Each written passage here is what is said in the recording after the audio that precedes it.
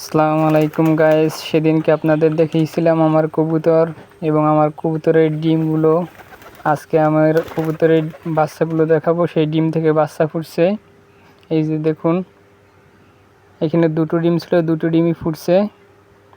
আর এখানে দুটো ডিম ছিল, একটা নষ্ট হয়ে গেছে, একটা ফুটছে। এই যে এখানে দুটো ডিম আছে। আর এরাও এখন মিটিং করতেছে, ডিম পারবে খুব শীঘ্রই। এখানে থাকে আপনার যে নয়াল 2 জোড়া কবুতর। এখন কবুতরগুলোকে আমি দান খাওয়াচ্ছি।